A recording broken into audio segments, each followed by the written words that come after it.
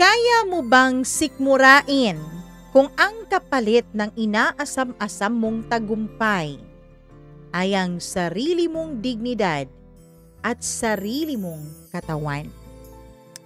Paano kung maabot mo nga ang tagumpay na yon? Sigurado ka ba talagang magtatagal yon? Sigurado ka bang walang kukuha noon? Eto na naman tayo sa panibagong kwento na ating pagsasaluhan for today's video. Alam ko pong excited na kayo. At dahil medyo mahaba itong kwento na to, huwag na nating patagalin atin ang uumpisahan ang ating tampok na kwento. Dito lamang sa Dear Mamma Mia.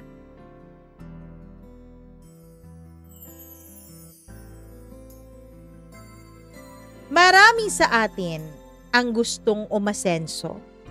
Marami sa atin ang gustong umangat sa buhay at magtagumpay.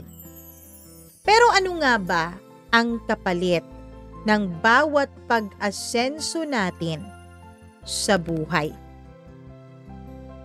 Dear Mamma Mia, ako po si Princess at matagal kong inakala na kapag natupad mo ang pangarap mo, makukuha mo lahat ng hinahanap mo sa buhay. Pero mali pala ako.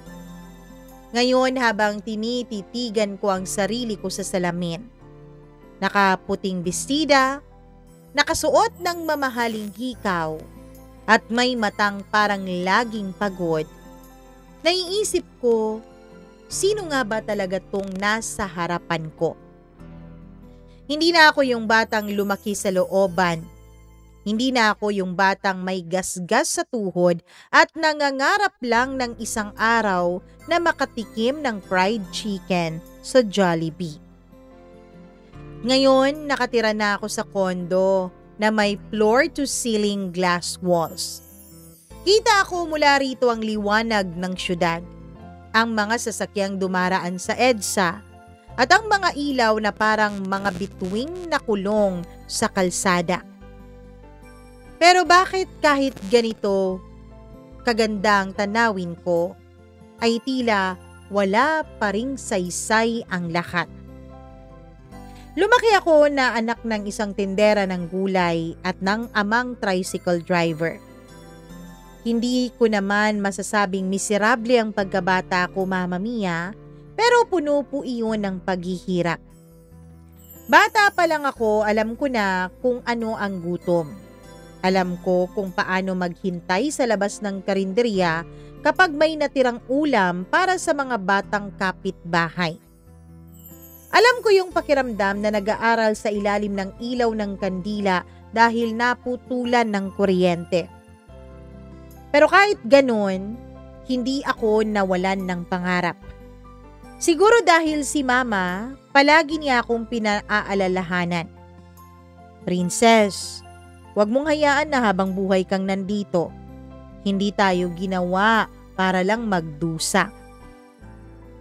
Hindi ko malilimutan yung gabing sinabi niya yon.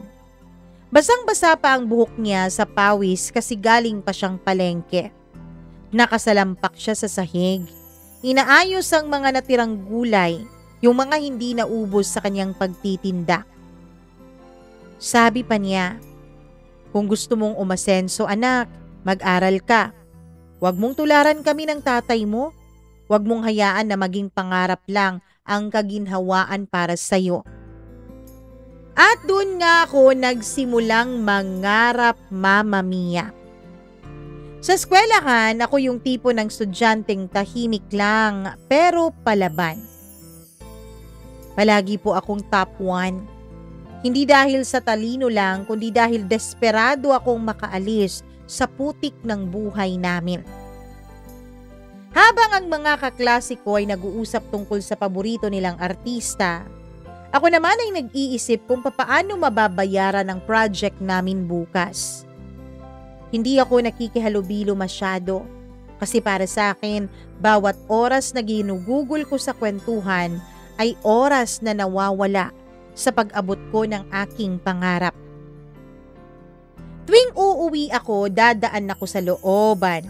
Yung makikitid na iskinita na amoy imburnal. May tambak ng basura sa gilid at mga batang naglalaro ng text o piko sa gitna ng kalsada. Nasanay na ako sa ganong amoy, sa ingay, sa sigawan ng mga lasing at nag-aaway na mga kapitbahay. Pero sa bawat lakad ko pa uwi, pinapangarap kong balang araw, dadaan ako sa ibang daan. Yung kalsadang tahimik, malinis, at may ilaw na hindi kailangang hulugan. Pagdating ng high school, doon nagsimula ang tunay na pagsubok. Kasi kahit gaano ako katalino, hindi sapat yun para mabuhay. Maraming beses na gusto ko nang sumuko, lalo na nung nagkasakit si Papa. Na-stroke siya habang namamasada, Mama Mia.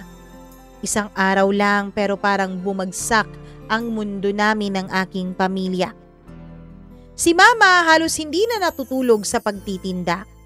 Ako naman nagtatrabaho sa gabi bilang tagahugas ng plato sa karinderya ni Aling Bebang. Kahit mapagod, kahit magkanda sugat-sugat ang mga kamay ko sa sabon ay hindi ako tumigil.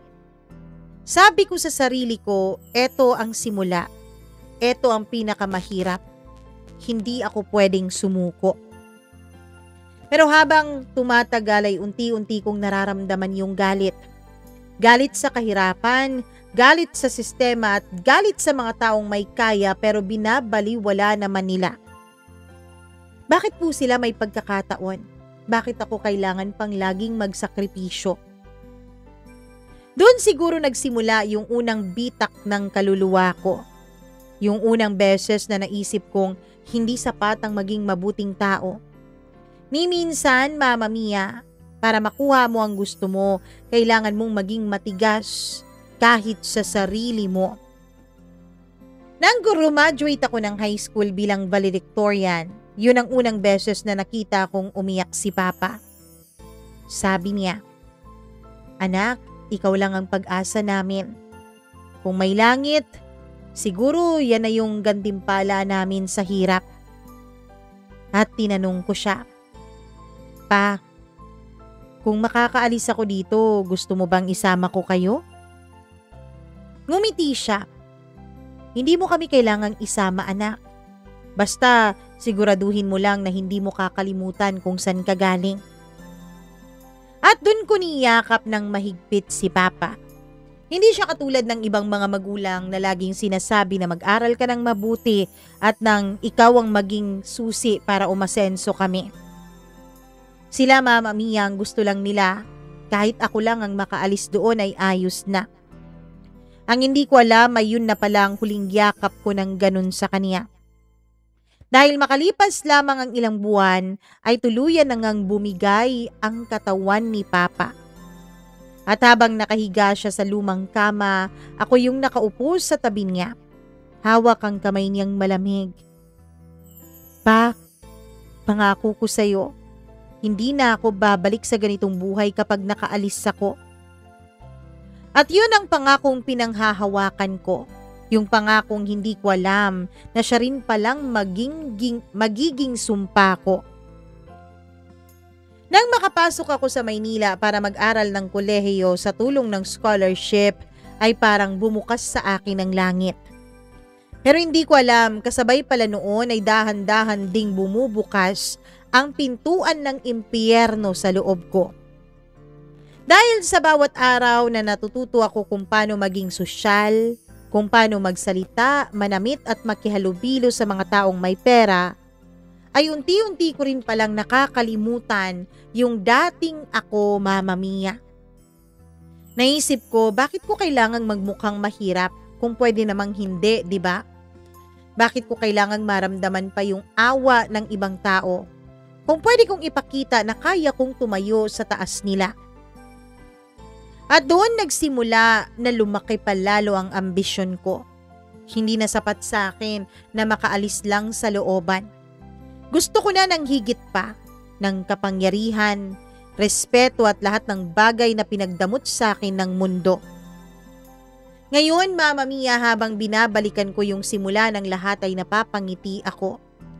Hindi dahil sa masaya ako, kundi dahil alam kong sa bawat tagumpay na nakuha ko, ay may bahagi pala talaga ng kaluluwa ko ang nawawala.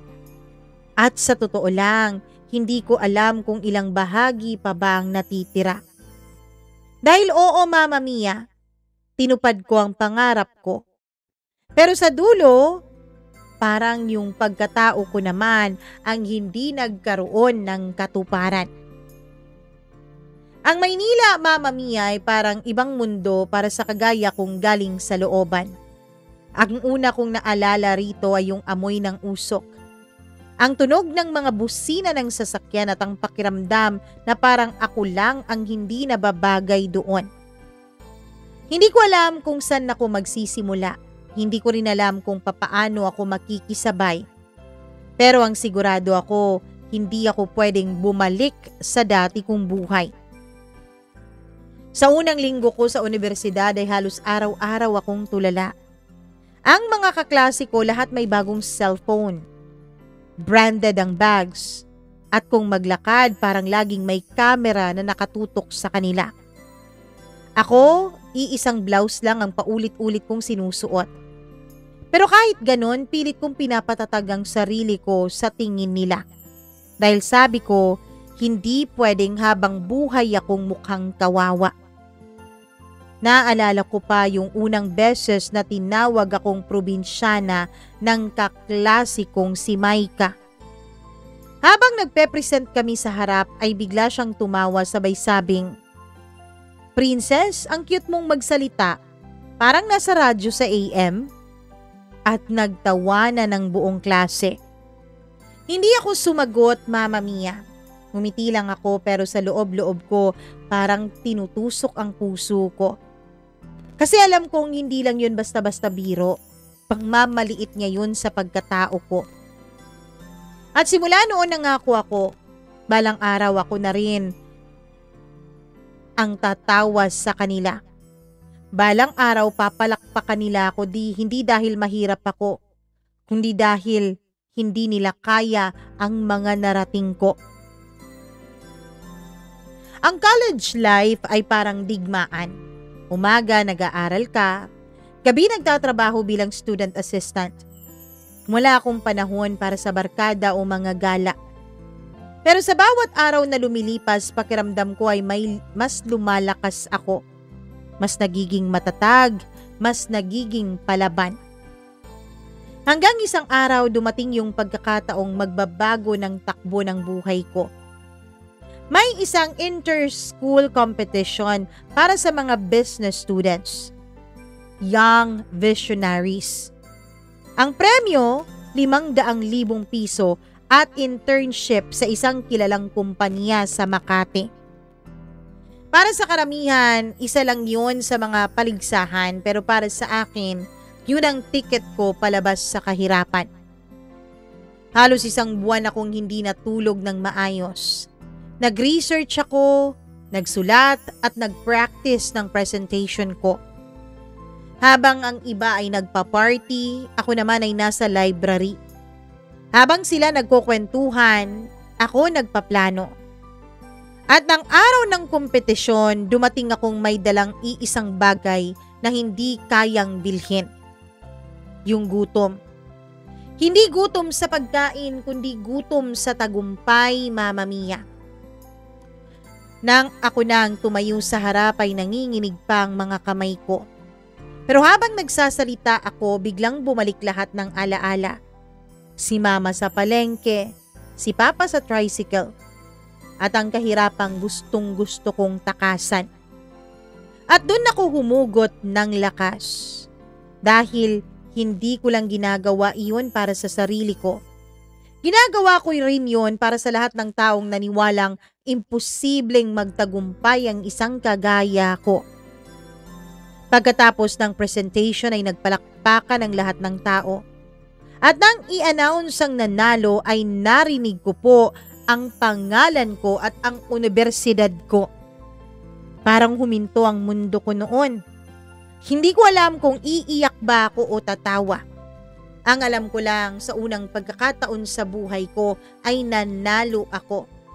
Hindi dahil kinaawaan ako, kundi dahil pinaghirapan at deserve ko. At sa sandaling yon, naramdaman ko yung kakaibang init sa dibdib. Yung pakiramdam na kaya ko palang makuha ang mga gusto ko sa buhay. Pag-uwi ko sa dorm ay nakatanggap ako ng tawag mula kay mama. Sabi niya, "Anak, napanood ka namin sa TV. Si Aling Bebang pinaiyak mo raw habang nagsasalita ka." Tumawa ako. "Ma, panalo tayo. May 500,000 tayo." Nang marinig ko yung tuwa niya na halos nanginginig na, ay napaiyak ako, Mama Mia. Kasi sa tagal ng panahon, ngayon lang ulit ako nakarinig ng tawang walang pagod, walang problema, walang sakit, kundi puro tuwa lang talaga ang nararamdaman. Akala ko, Mama Mia, yun na po ang simula ng lahat ng magagandang mangyayari sa buhay ko. At hindi ko alam, yun rin pala ang simula ng lahat ng mga magbabago. Nagsimula po akong mag-intern sa isang malaking kumpanya sa Makati. At doon ko unang nakita kung gaano kaganda ang mundo ng mga mayayaman. Ang lobby pa lang parang hotel na. Ang mga empleyado ay mabango, nakaayos at may kumpiyansang hindi ko pa naramdaman kailanman. Ako ay nakaupo sa pinakadulo ng opisina. May hawak na papel at may suot na lumang sapatos na halos pudpud na. Hindi ko kasi ginalaw yung 500,000 pesos, Mama Mia. Dahil sabi ko, meron pang darating na paglalaanan ko doon. Pero kahit ganun ang itsura ko, hindi ako natakot. Tiningnan ko sila at sinabi ko sa sarili ko, balang araw uupo rin ako dyan sa gitna. At hindi ako habang buhay na taga-print ng mga dokumento. At ganun nga ang nangyari, Mama Mia. Sa loob lang ng 6 na buwan ay napansin ako ng isa sa mga may pinakamalalaking posisyon sa kumpanya.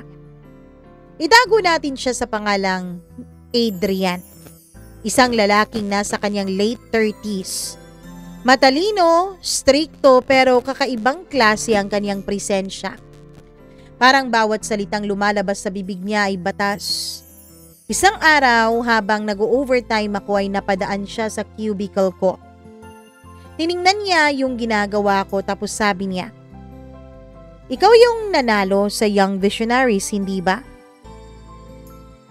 "Princess, tama?" Kinabahan ako. "Opo, sir." Humiti siya ng bahagya. "You know what? I like the way you think. You're hungry for success. Stay that way." Hindi ko alam pero yung simpleng linyang yon ay parang pako na tumama sa isip ko. Stay that way. Magpakagutom sa tagumpay at magpursige. At huwag tumigil hanggat hindi mo nakukuha lahat ng gusto mo. At simula noon, mas lalo kong ginutom ang sarili ko sa tagumpay. Tuwing umaga, ako ang unang dumarating sa opisina. At tuwing gabi, ako rin ang pinakahuling umuuwi. Hindi na ako natutulog minsan.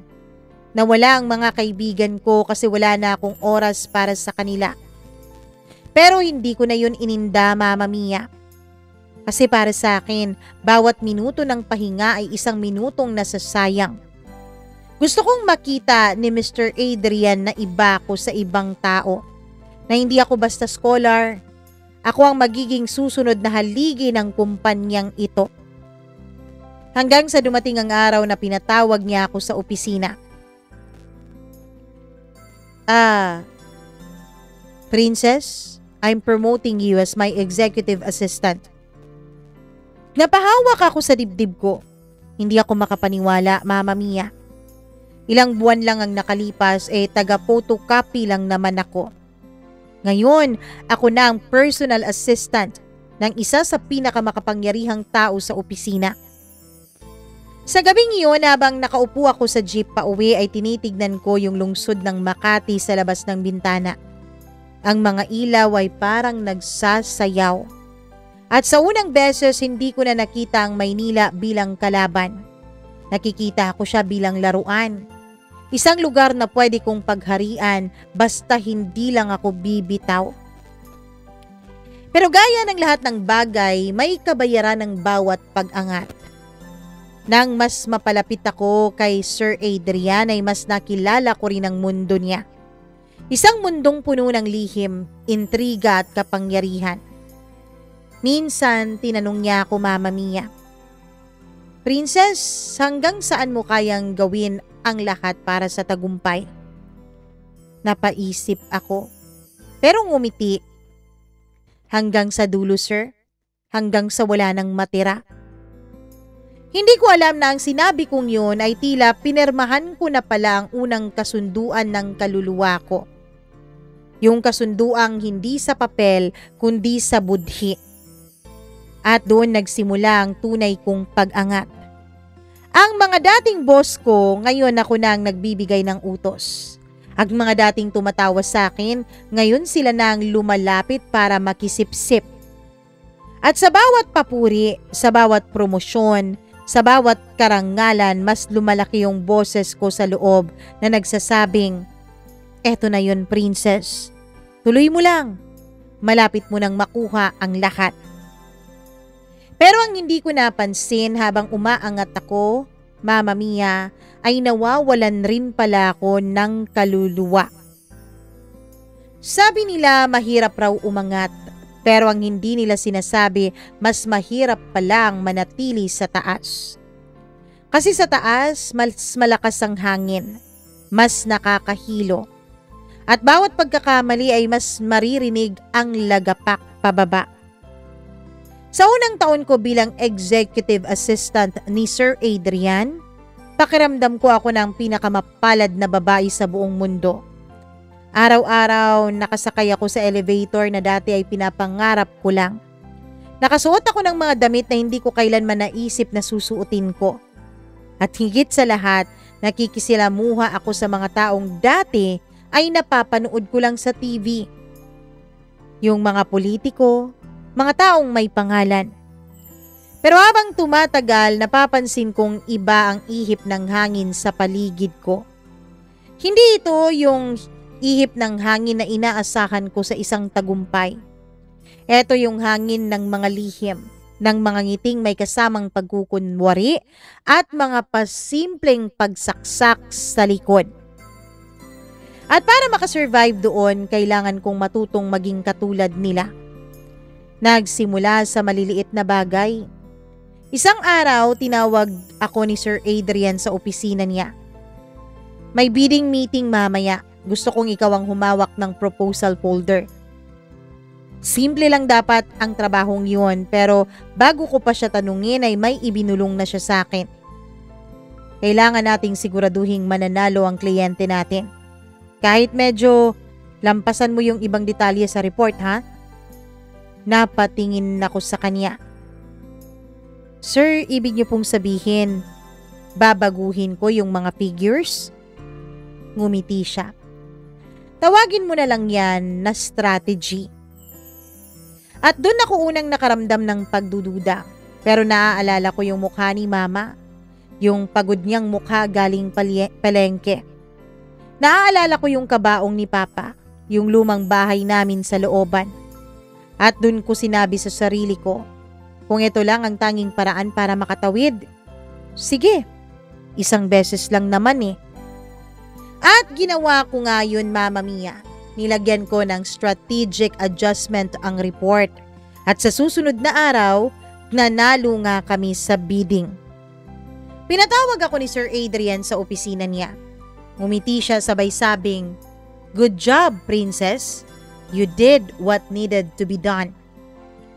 At doon binigyan niya ako ng sobre, may laman na malaking halaga ng pera. "Bonus mo," sabi niya. Hindi ko tinanggap kaagad pero nang makita ko yung numero ay napahawak ako sa dibdib ko. Halos kalahating taon na yon ng sahod ko, Mama Mia. At mula noon, dun na nagsimula ang paggawa ko ng mga hindi tama. Nagsimula sa mga maliliit na bagay na naging malalaking kasanayan. Kung dati isang beses lang akong nagsinungaling, ngayon ay naging parte na ito ng trabaho ko. Lahat ng dokumento, lahat ng deal, pinapadaan sa akin para ayusin. At habang lumalaki ang mga kasinungalingan ko, ay mas mabilis ding lumalago ang pera sa account ko. Nagsimula akong bumili ng mga bagay na dati ay pinapanaginip ko lamang. Designer bags, sapatos, branded clothes. Pinayos ko ang buhok ko, pinagawa ko ang ngipin ko at nagpapaskin treatment na rin ako. Ngayon kapag naglalakad ako sa hallway ng kumpanya ay tinitignan na ako ng mga tao. Hindi na nila nakikita yung dating Princess Mama Mia. Ang nakikita nila ay isang babae na may tiwala sa kanyang sarili, matapang at hindi kayang tapatan. Pero ang hindi nila alam, bawat ngiti ko ay may kasamang bigat sa dibdib. Bawat gabi pag uwi ko sa kondo, tinititigan ko ang sarili ko sa salamin. Minsan Mama Mia, tila may boses na nagtatanong sa akin kung hanggang saan ba talaga ang kaya ko. Pero bago ko pa sagutin ang konsensya ko, ay nananaig na ang isip ko at sinasabing wala nang atrasan to. Tutal, basa na ako, di maligo na lang. Nang ma-promote po ako bilang operations manager ay mas naging malupit ang sistema. Hindi na lang simpleng strategy ang ginagawa ko. Kailangan ko na ring makipaglaro sa politika ng negosyo. May mga taong kailangan kong lokohin. May mga empleyadong kailangan kong tanggalin at may mga kaibigan na kailangan kong talikuran. Isang araw ay lumapit sa akin si Liza, isa sa mga dati kong kasamahan na pareho naming pinaghirapan ang lahat ng aming narating. Princess, pwede mo bang ako na lang ang i-recommend mo sa promotion? May anak na kasi ako Kailangan ko lang naman ng chance. Ngumiti ako, Mama Mia. Hindi ko pwedeng ibigay ang posisyon na yun sa kanya kasi ako ang pinagkakatiwalaan ni Sir. Kaya kinaumagahan ay ako ang na-promote. Si Liza natanggal sa trabaho dahil redundant daw ang posisyon niya. Sa gabing yun ay tinawagan niya ako. Umiiyak siya. Princess naman, bakit mo naman ako pinabayaan? Tahimik lang ako. Hindi ko siya sinagot.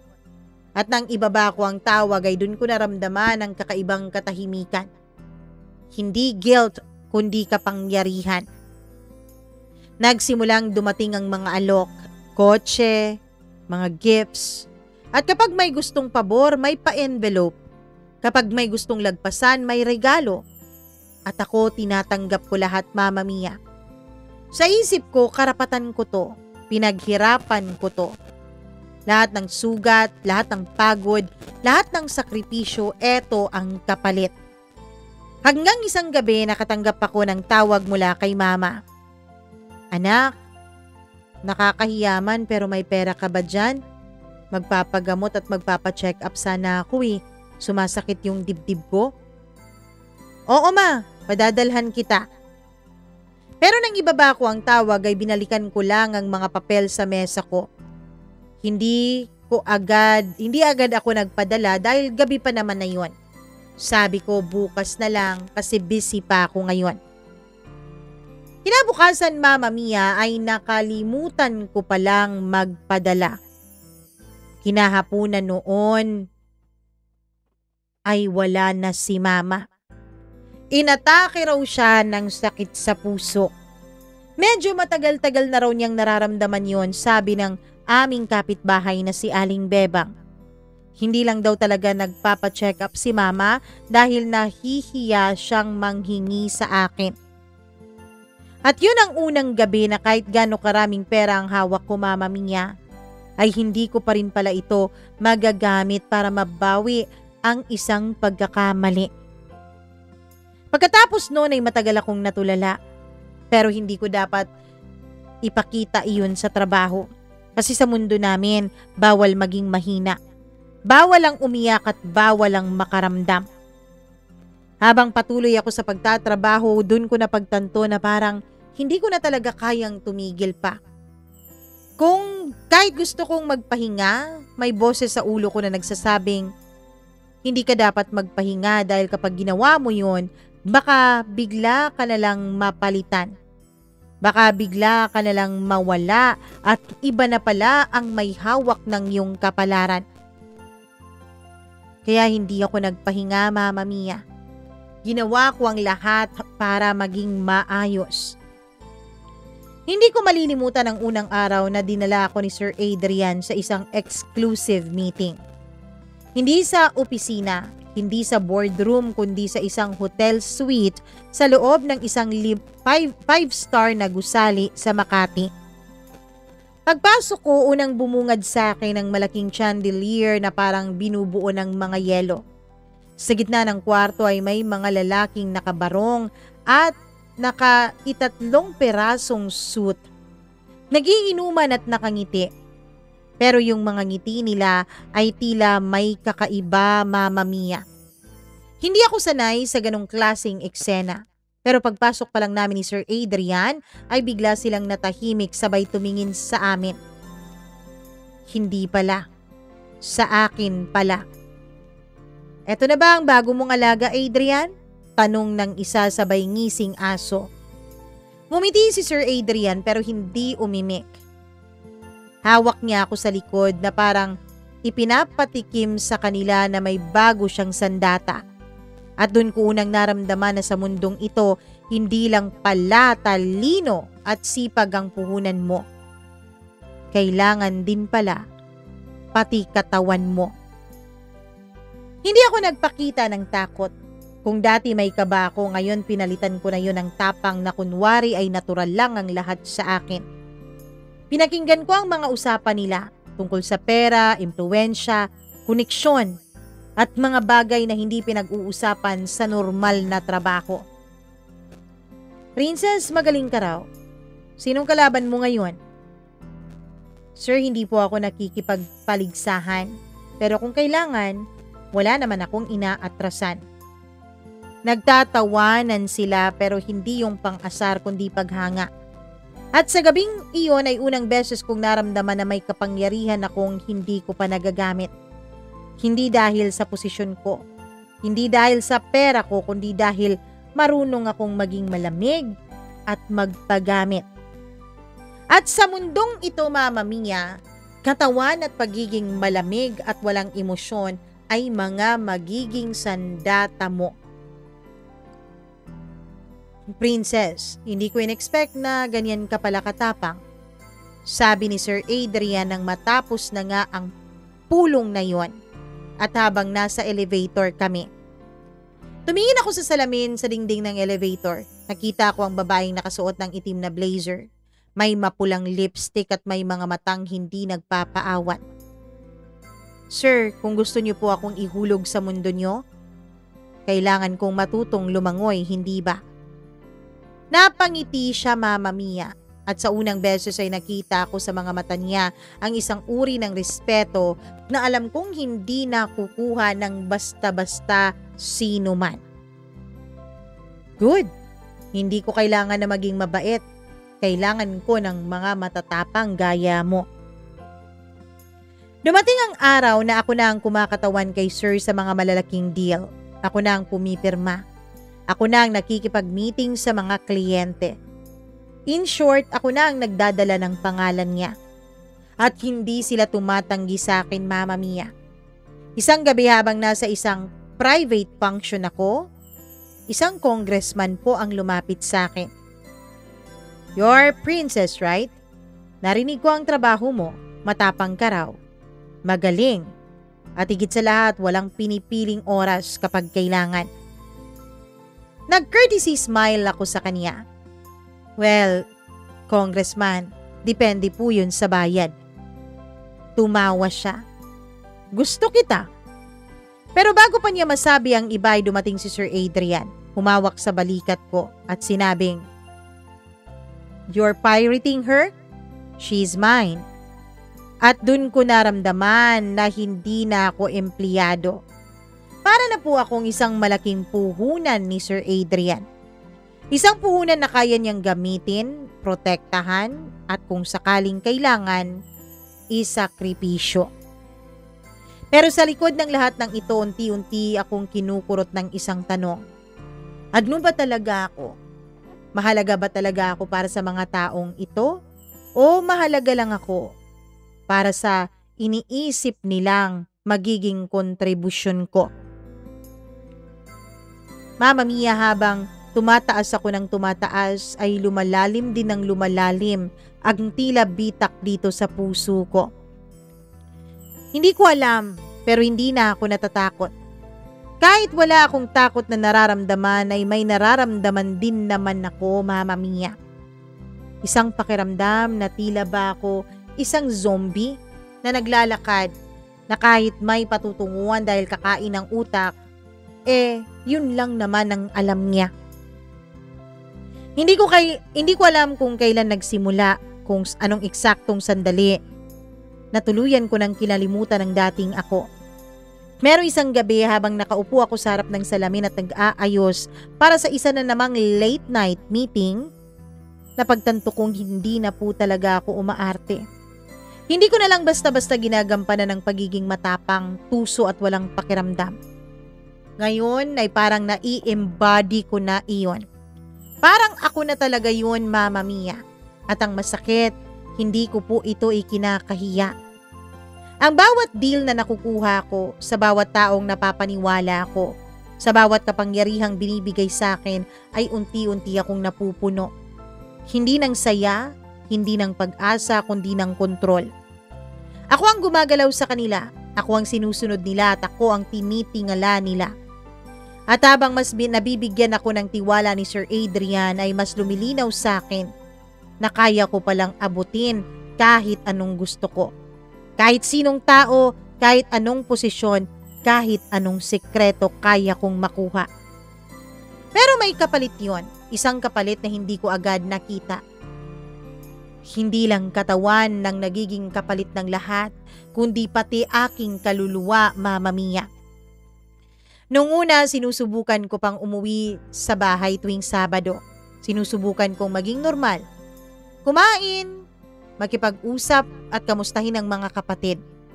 Pero habang tumatagal, hindi ko na makita ang sarili kong umuupo sa luma kong posisyon sa bahay. Hindi na ako bagay doon.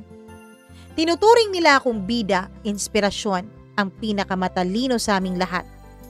Pero habang nakikinig ako sa kanila, pakiramdam ko hindi ako inspirasyon. Pakiramdam ko, Mama Mia, hindi na ako yung dati nilang kapatid.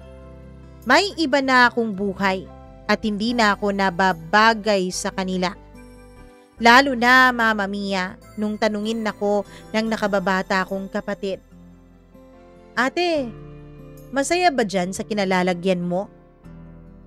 Nag-oo ako, Mama Mia. Sabi ko, masayang masaya. Pero sa totoo lang, tinatanong ko rin ang sarili ko. Masaya nga ba talaga ako? O nagpapanggap lang akong masaya? Pero sa tuwing nakikita ko po ang halos 8 figure na ng pera ko sa bangko, ay naiisip ko, Mama Mia, na sobra pa sa kasiyahan ng nararamdaman ko. Iba ang pakiramdam kapag meron kang pera sa bangko. Iba ang pakiramdam kapag alam mong kahit na kailan ay pwede mong mapuntahan ang gusto mong puntahan. Hanggang sa nalunod na nga ako sa pagtatrabaho. Nalunod na ako sa panluloko ng iba. Hindi ko na namamalayan na ilang buwan na rin pala akong hindi nagpapakita sa mga kapatid at mga kamag-anak ko.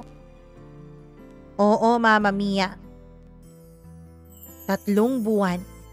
3 buwan na pala akong hindi nagpapakita sa kanila. 3 buwan na pala akong hindi nakakauwi. 3 buwan ko na palang hindi nabibisita ang puntod ng mama at papa ko, pati na rin ang mga kapatid ko. 3 buwan na puro subsob sa trabaho, meeting at pakikipaglaro sa mga higante. Isang gabi habang nagre-review ako ng mga documents ay tumawag sa akin ang nakababata kong kapatid. Nakatingin lang ako sa lumang telepono at unang pumasok sa isip ko, wala akong oras. Hindi. Kumusta kaya sila?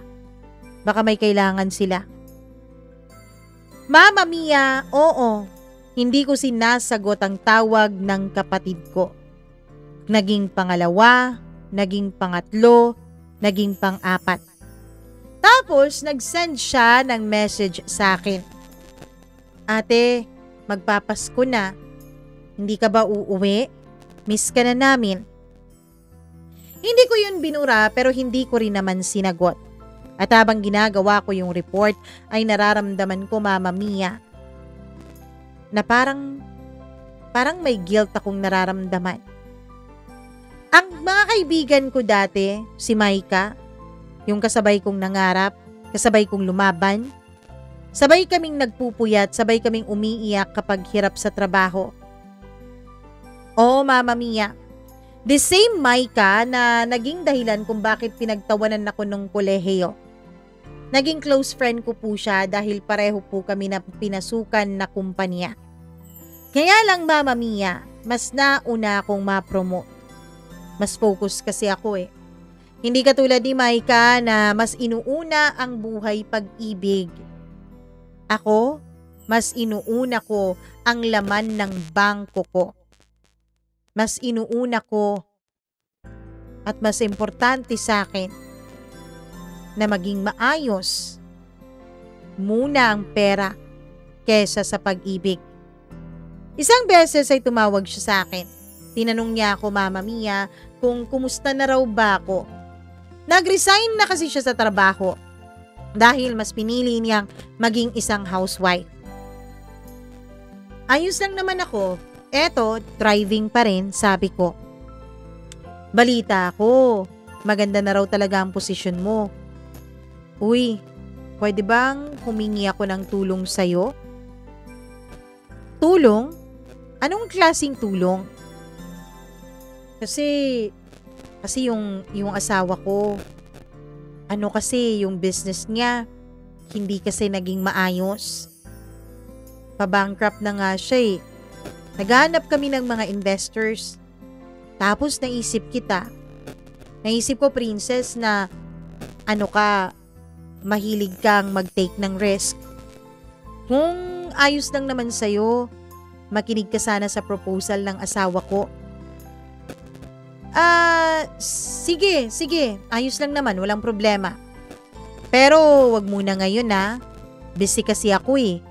May deal ako na kailangan kong tapusin. Alam mo naman, kilala mo naman si Sir Adrian, masyadong stricto. At may mga presentation din akong kailangang gawin. Sige. Alam ko naman na busy ka. Pero salamat ha. Salamat sa interes mong makinig. Anyways, tawag ka lang kapag may oras ka na. Okay, sige. Bye. Pero Mama Mia, hindi ko na siya natawagan. Hindi ko siya pinansin ng 1, 2, hanggang 3 linggo na. Hindi ko siya napansin kasi nga, totoo namang busy talaga ako, Mama Mia. Marami akong ginagawa. Hanggang sa isang araw ay bigla kong naisip yung kanyang sinabi sa akin na proposal. Kaya naman, tinawagan ko siya. Pero hindi siya sumasagot. Tinext ko siya at ang sabi ko, may 1 oras ako para makinig dun sa proposal na sinasabi niya. Hanggang sa nag-text siya sa akin. Wala nang proposal. Hindi na matutuloy yun. Nakulong na kasi ang asawa ko, Princess. Mama Mia, hindi ko po alam kung paano mag-respond doon sa mensahe niya. Pero bilang kaibigan ay nagtanong pa rin ako. Nakulong? Bakit nakulong? Kasi Princess, hindi niya nabayaran yung mga investors niya sa dati niyang kumpanya. Inaasahan namin yung investment mo sana pero hindi ka naman tumawag at nahihiya naman akong mag-follow up. Ano? Tutulungan kita. Promise, tutulungan kita. Talaga? Oo, tutulungan kita. Makakalaya yung asawa mo. Pero Mama Mia, hindi ko na naman natupad ang pangarap ko at ang pangako ko sa kanya. Kasi pagkatapos ng tawag na yon ay tumawag ulit si Sir Adrian. Sabi niya, Mama Mia, nagkaroon ng problema. May problema raw doon sa aming site na ginagawan ng mga real estate. Kaya yun, pumunta ako. Naging busy ako hanggang sa nawala na naman sa utak ko yung pinangako kong pagtulong ko kay Maika. Isang araw ay may makulit na numerong tawag ng tawag sa akin. Hindi naman yun familiar sa akin kaya nung una ay hindi ko sinasagot.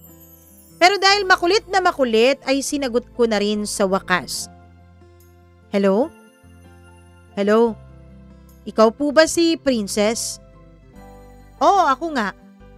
Ako si Ayan, yung asawa ni Maika.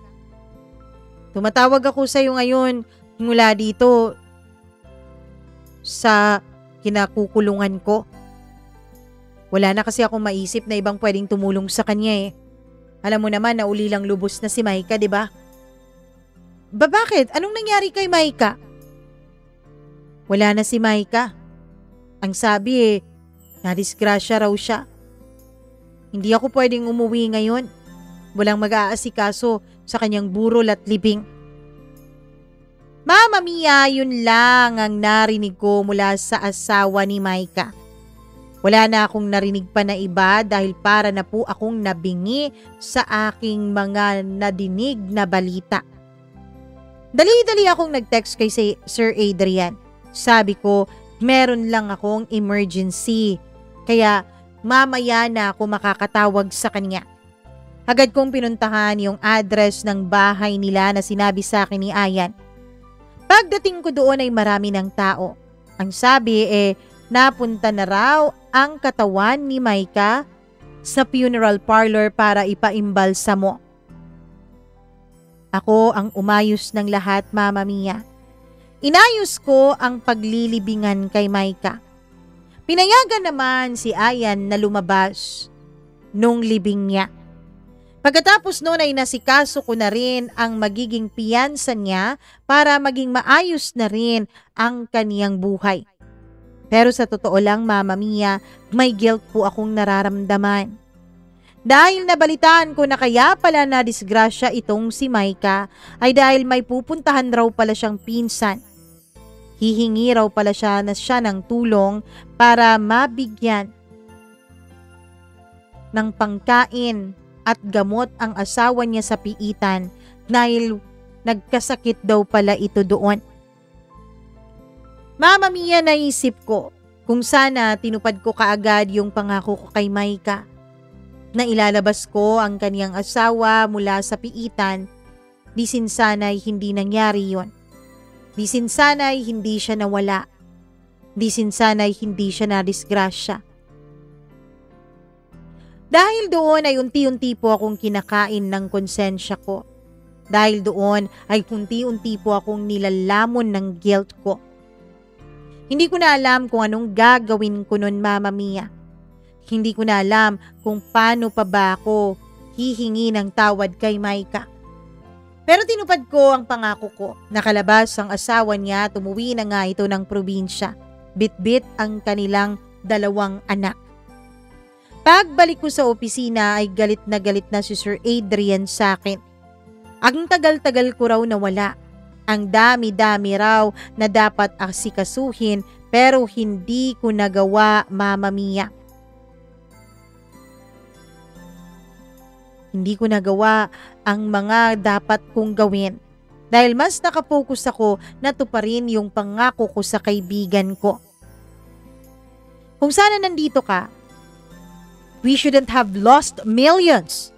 Alam mo ba yun, Princess? Millions ang nawala sa atin sa deal na yon dahil hindi ikaw ang nag-asikaso. I'm sorry, sir. Hindi ko po sinasadya. At alam mo ba, hindi lang doon at hindi lang yon ang problema. Marami pa. Po, ano pong problema ang tinutukoy niyo, sir? Paano ko po yun aayusin? Well, hindi ko alam kung maaayos mo. Basta malalaman mo sa mga susunod na araw kung anong problema ba ang tinutukoy ko. Sa ngayon, ituloy mo ang trabaho. Sa ngayon, gawin mong maayos at malinis ang mga susunod nating transaksyon. Mama Mia, yun na nga ang ginawa ko. Ginawa ko lahat ng gusto ni Sir Adrian. Lahat ng mga natenga kong trabaho ay binalikan ko, Mama Mia. Balik na naman ako sa dati. Hindi na naman ako halos kumakain at hindi na naman ako halos nagkakaroon ng oras para sa sarili ko o di kaya naman ay para sa ibang bagay. Mama Mia, sa totoo lang, medyo nakakapagod na po sa puso. Nakakapagod ng isipin na hanggang dito na lang lagi ang buhay ko. Dahil sa sobrang pagkapagod ko, binuksan ko po ang online banking ko, Mama Mia. At doon ay nakita ko ang malaking figures ng pera. Bakit ganito? Ilang taon kong pinag-ipunan at ilang taon kong trinabaho ang perang ito. Pero bakit ganon? Bakit tila nalilipasan ako ng panahon at hindi ko man lang na-enjoy ang bunga ng aking paghihirap? Hanggang sa naisipan kong tapusin ko na lang ang trabahong ito pagkatapos ay magre-resign na ako. Sapat na ang perang ito para makapagpatayo ako ng maliit kong negosyo. Ewan ko, Mama Mia, bigla na lang pong pumasok sa isipan ko na wag nang gawing mundo ang pagtatrabaho ko. Bigla na lang po akong nakaramdam ng pagod. Pagkatapos noon ay sinara ko na ang online banking ko at tinuloy ang aking trabaho. Siguro, Mama Mia, nasa mahigit 2 buwan ng pagtatrabaho ko hanggang sa nailagay ko na sa ayos yung pinapagawa ni Sir Adrian. Dahil doon ay kumatok ako sa opisina niya. Sir, tapos na po yung lahat ng ginagawa ko po. Yung mga pinapagawa niyo, ayos na po. Very good, Princess. Tingin nga. Inabot ko sa kanya ang mga dokumento. Sabi ko yung iba ay nasa email. Upo ka muna while I'm checking this. Mama Mia, habang chine-check niya yung mga dokumento, sa kabilang kamay ko ay hawak ko na ang resignation letter ko. Opo, naisipan ko na ang mag-resign, Mama Mia. Nakaramdam na ako ng pagod. Kakaibang exhaustion yun na parang hindi na mababawi ng bakasyon. Parang gusto ko nang mag-iba ng timpla sa buhay. Good. Sabi niya ng paulit-ulit habang inisa-isa niyang i-check ang bawat dokumento. Nung matapos siya ay nakangiti siyang humarap sa akin. Ang galing mo. Sabi ko na nga ba, ikaw lang ang makakagawa nito. Siguradong makukuha na naman tayo sa bidding. Ngumiti ako. You may now go. Kita tayo mamaya. May dinner meeting tayo. Sir? Sabi ko. Yes. May kailangan ka pa? Lakas loob ko pong iniabot sa kanya ang resignation letter ko, Mama Mia. Ini-expect ko na po na magalit siya. Ini-expect ko na po na mainis siya sa akin dahil magre-resign ako kababalik ko pa lamang mahigit 2 buwan ng nakakaraan. Pero hinayaan ko siya. Hinayaan ko ang sarili ko at hinarap ang magiging parusa niya. What's this?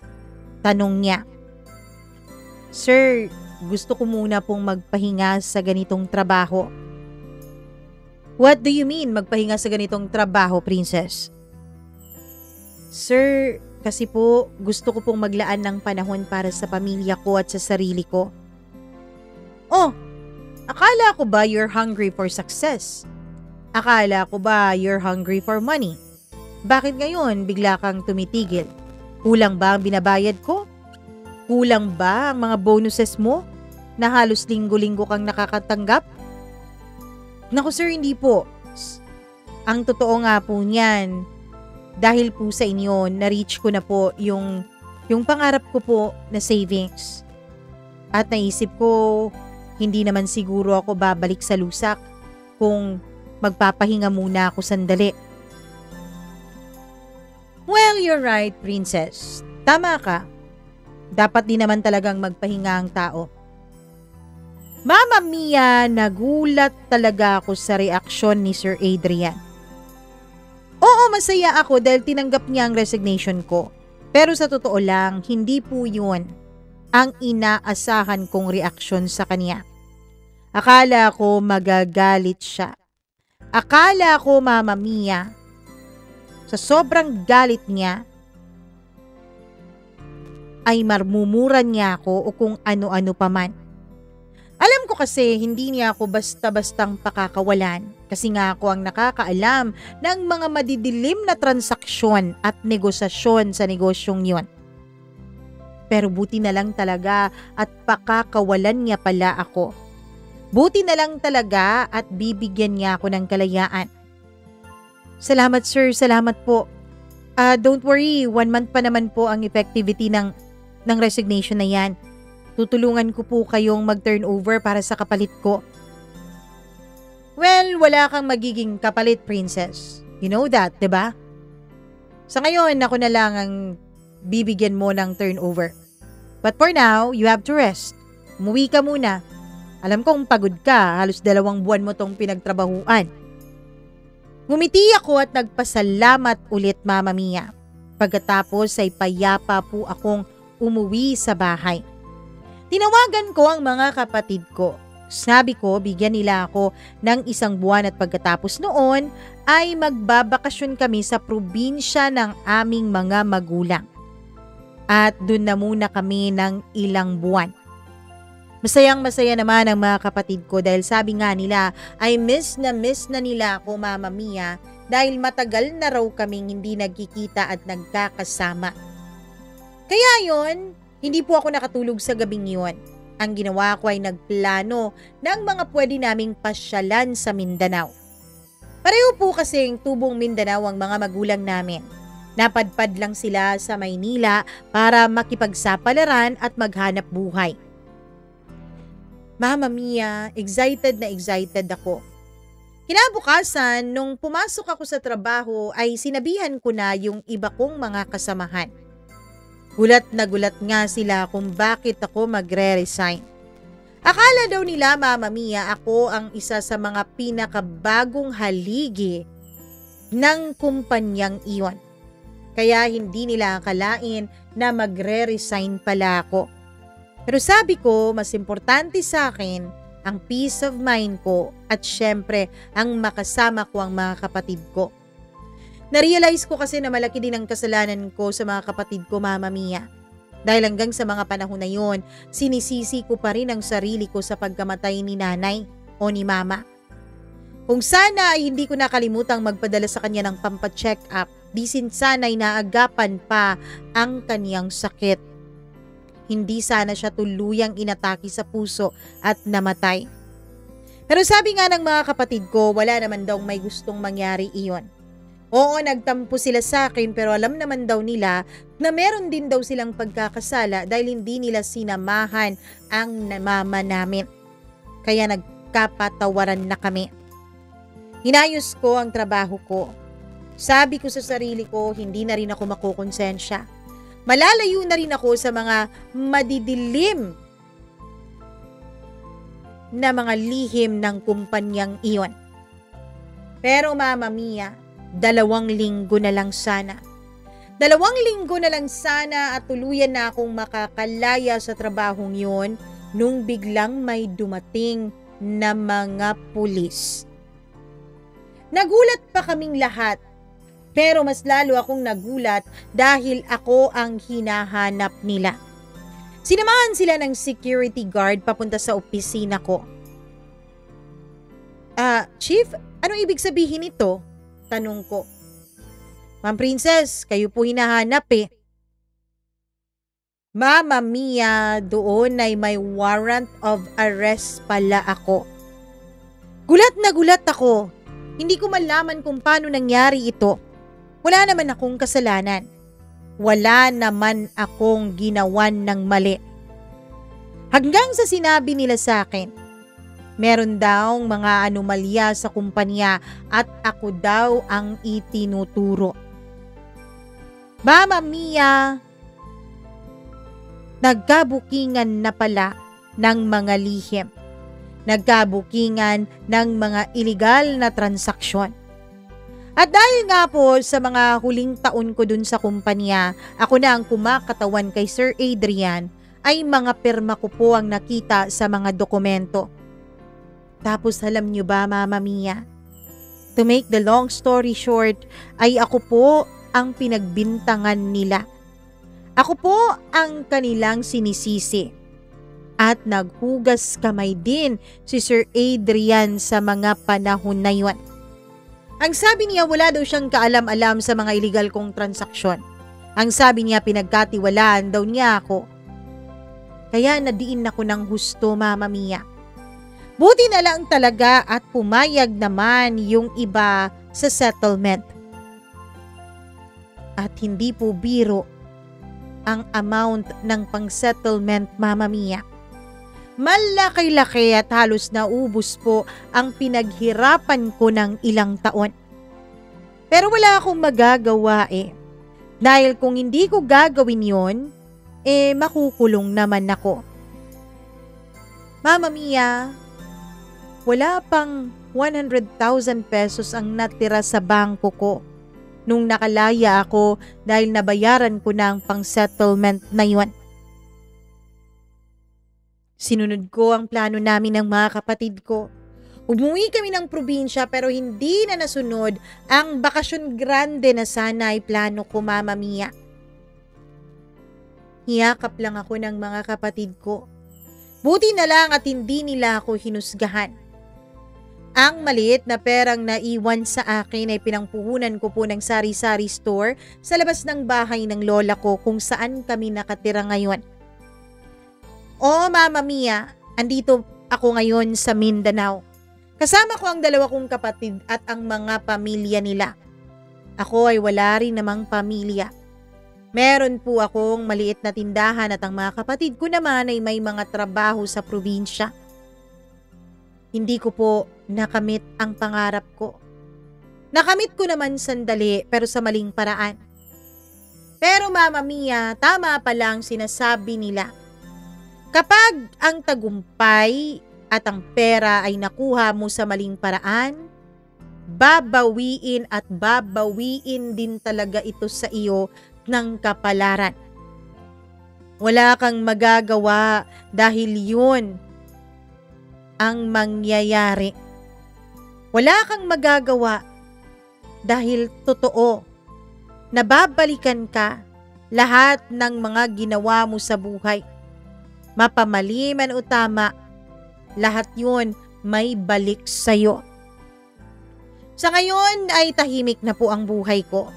Sa ngayon ay masasabi kong hindi na po ako naghahangad ng sobra-sobra. Hindi naman po masamang makontento sa buhay. At hindi rin naman po masamang mangarap. Hindi rin naman po masamang maghangad ng sobra. Pero sana matuto kayo sa pagkakamali ko. Sana kapag naghangad tayo ng sobra, idaan pa rin natin sa tamang paraan at tamang proseso. Hanggang dito na lamang po, Mama Mia, at maraming salamat sa pagbibigay niyo ng oras para mabasa itong kwento ng aking buhay.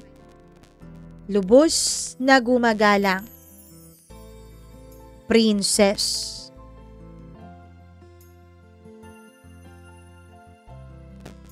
Ay, medyo lang naman pala. Akala ko masyadong mahaba ang ni Princess. Na na pala natin na summarize. Ayun.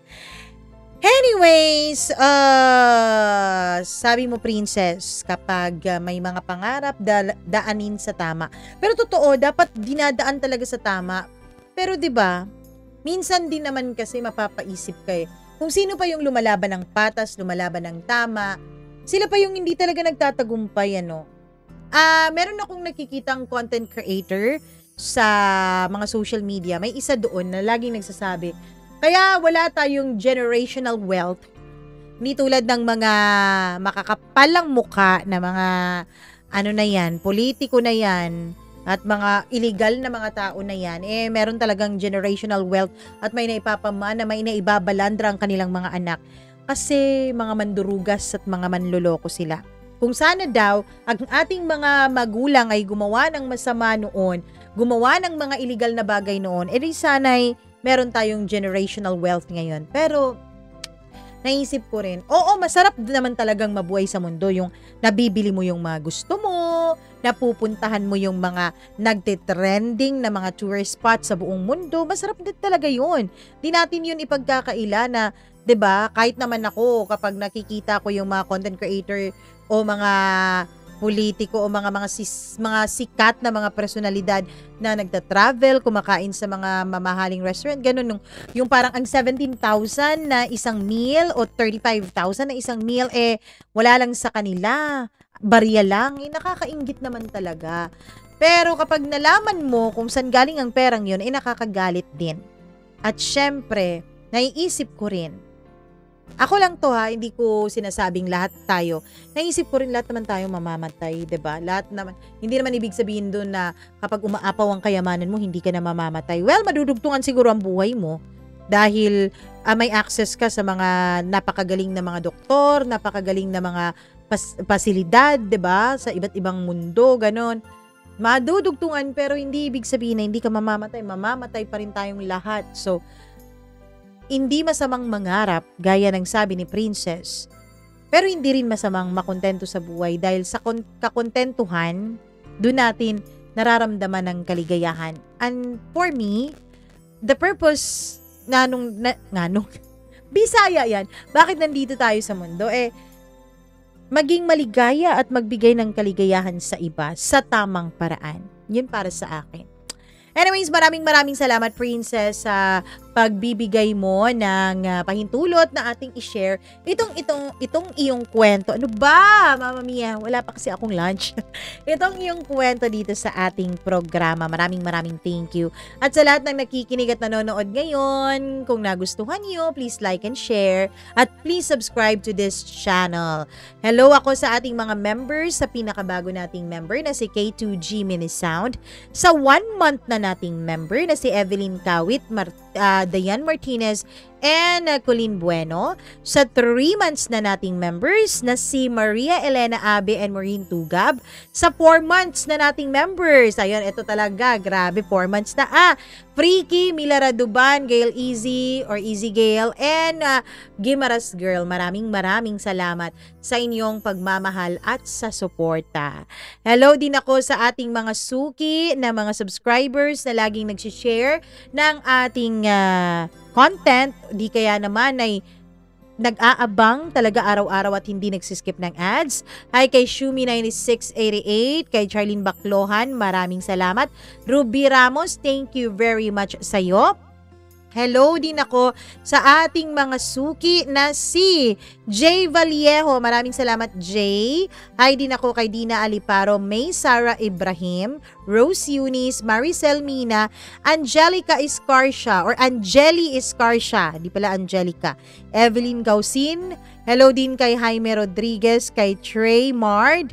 Hi din kay Mr. Maharlika. Maraming salamat, Elizabeth Lagunday, Julieta Estralobio, Nora Barido Hamandre, Ashley 1212, kay Mamita Colaija. Maraming salamat, Mary Rose Balantay, Bebwala. Maraming thank you sa iyo at sa lahat ng tagapakinig natin. Thank you so much sa inyong lahat. Sa mga gusto pong mag-share ng sarili nilang kwento, ayan po ang ating email address sa baba.